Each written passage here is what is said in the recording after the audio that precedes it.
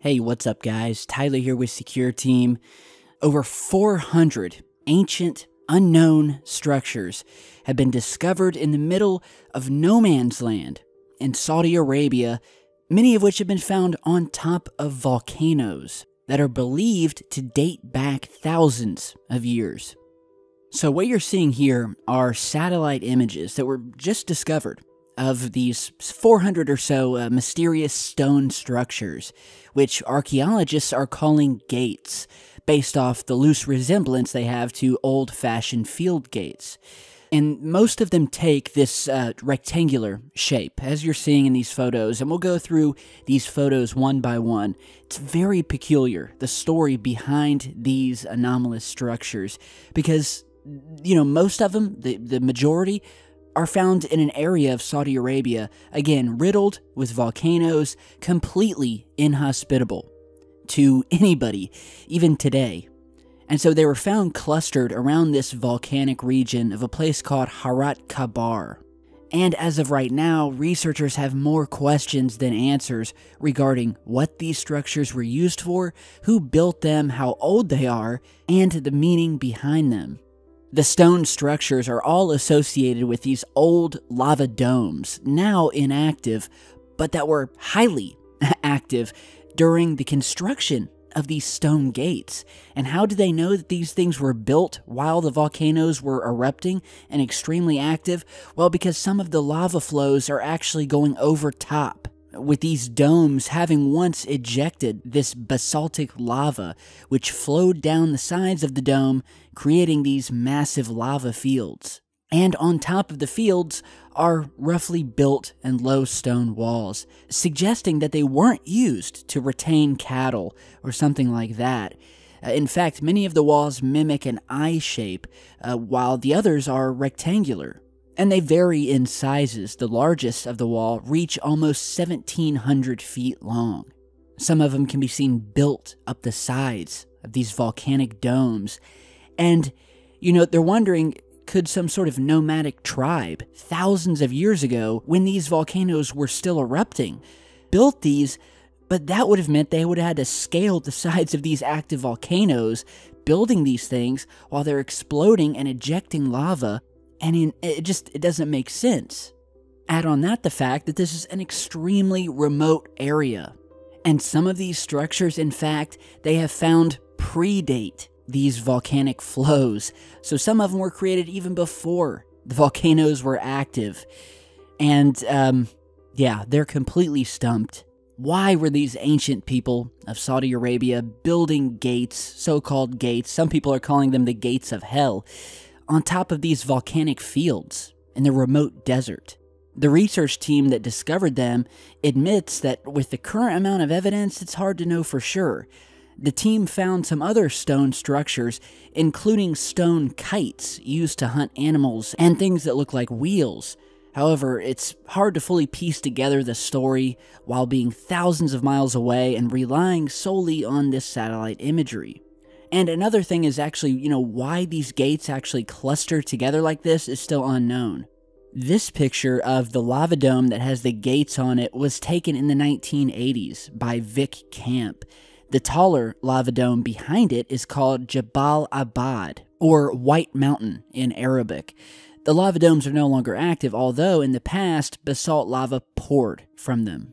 And here we have a picture of two more gates taken again by Vic Camp in the 1980s, where you can see the remains of the lava flow very close to them, partially covering the third gate here, which suggests that, again, the gates are older than the lava flows. So this is an enigma. I think you guys get the point.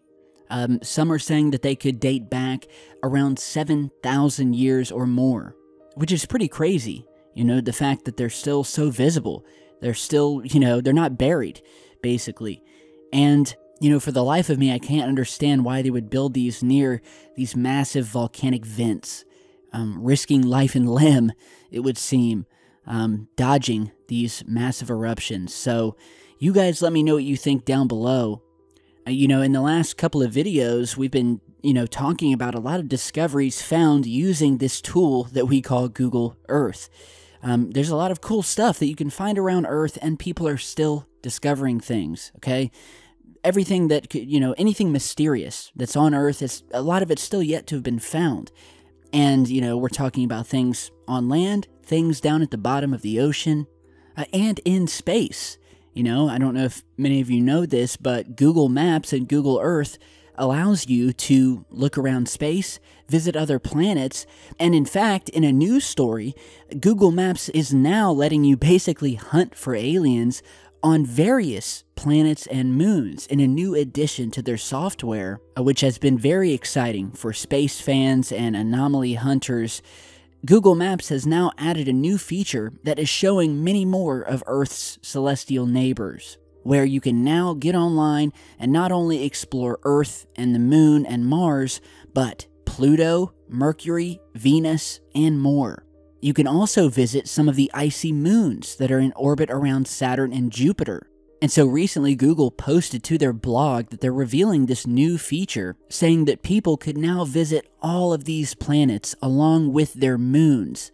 In this screenshot here, you can see how you can visit all of these different moons, such as Enceladus, Ganymede, which is basically the most volcanic moon in the solar system, covered in active volcanoes, and so that's why it's always changing color, as you're seeing in this image here.